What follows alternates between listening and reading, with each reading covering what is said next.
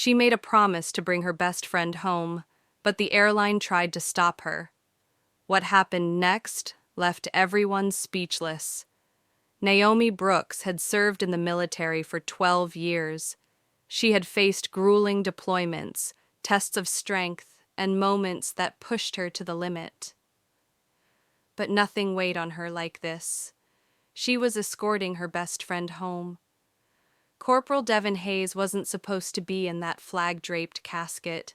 He was supposed to be right there with her, joking about how he was better at poker, arguing over which San Diego diner had the best breakfast, or reminding her that she took life too seriously. But war had different plans. One moment, they were side by side on their final mission. The next, he was gone. Before his body was loaded under the transport, Naomi made a promise to his mother. She would bring him home. Not as a nameless, faceless process, but with the honor and respect he deserved. So when she stepped into Phoenix Sky Harbor International Airport, her uniform crisp, duffel bag slung over her shoulder, she had one goal: get Devon home to Wichita, Kansas, where his family was waiting, shattered, but holding on. The military had done its part, bringing him stateside. Now, commercial airlines would take them the rest of the way. Naomi had all the paperwork, the clearance, everything was set. But something felt off.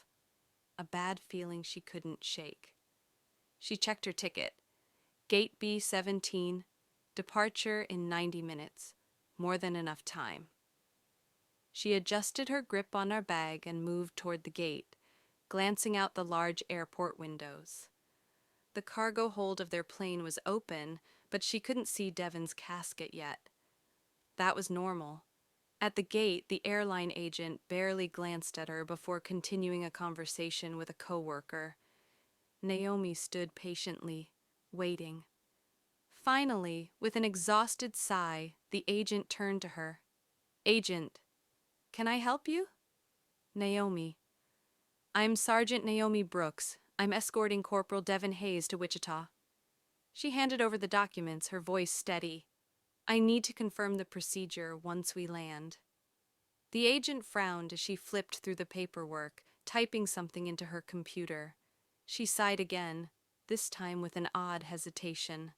"Agent, that's actually going to be a problem." Naomi's jaw tightened. "Naomi, what kind of problem?" "Agent, your layover in Dallas. Our policy doesn't allow escorts to remain with the casket during transfers. You'll have to take a separate flight." Naomi's heartbeat pounded in her chest. "Naomi, no, that's not happening." The agent exhaled sharply. "Agent, it's policy." "Naomi, I don't care. I promised his mother he wouldn't be alone. I'm not leaving him." The agent shrugged. "Agent, it's out of my hands." Naomi clenched her fists. Bureaucracy, cold, detached policies made by people who had never seen a battlefield, who had never folded a flag, who had never had to knock on a door and tell a mother her son wasn't coming home. She inhaled sharply. "Naomi, I need to speak with the supervisor." "Agent, they'll tell you the same thing." She rolled her eyes but grabbed her radio. Then a voice cut through the tension. "Man." "Excuse me, miss." Naomi turned. An older man stood up from his chair. Vietnam veteran, she recognized the insignia on his hat instantly. "Man, what's the problem here?" Before Naomi could answer, the gate agent spoke first. "Agent, sir, this is a private matter." The veteran ignored her and looked Naomi in the eye. "Man, you're military?" "Escort?" Naomi. "Yes, sir." "Man, and they won't let you stay with him?" Naomi. "No, sir." A muscle worked in his jaw. "Man, that's unacceptable." Before the agent could respond, another voice spoke up. A woman clutching a folded flag in her lap. A widow. Her voice was quiet, but strong. "Widow, my husband died in Iraq. And when they brought him home, A soldier just like her stayed with him the entire way. Do you know what that meant to me? To my children? She turned to the gate agent. You don't separate a fallen soldier from their escort. You just don't. The gate agent hesitated. Then murmurs rippled through the waiting area. Passenger 1. She's military. Why aren't they letting her do her job? Passenger 2. This is disgusting. Passenger 3. This shouldn't even be a debate. Then a businessman in a suit stood up. Businessman. I fly every week. I've seen airlines bend over backward for celebrities and politicians, but they can't make an exception for this. More voices joined in, clapping in agreement. The pressure mounted. Then the intercom crackled. Intercom. This is your captain speaking. Can Sergeant Brooks please come to the podium? Silence fell over the crowd. Naomi stepped forward, every eye in the gate area on her. The captain, a man in his 50s with silver hair, emerged from the jet bridge. He met her gaze, understanding in his eyes. He turned to the agent. Captain. The soldier is staying with her comrade. Agent. Captain, I know the policy. Captain. I also know the airline has made exceptions before. I just spoke with corporate. They'll make it work. Relief flooded Naomi. She had won. Devon wouldn't be alone. As she boarded, the businessman from earlier handed her his first-class ticket. Businessman.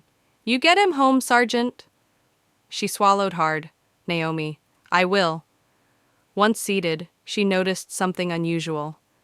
The pilot stood at the front of the plane. Pilot. Over intercom.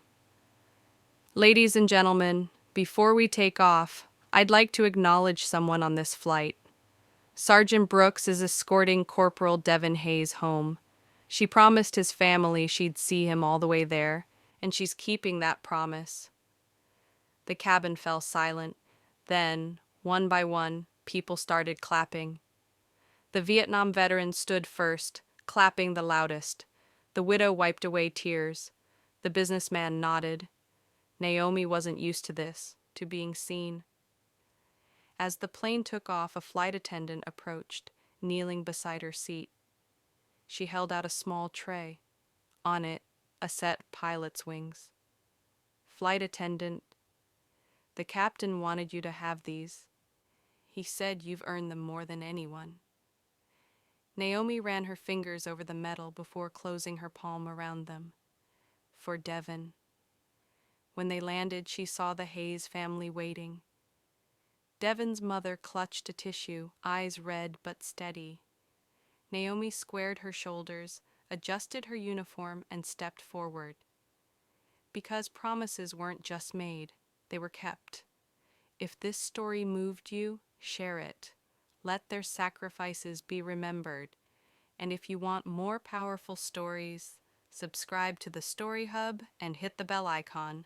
Thank you for watching.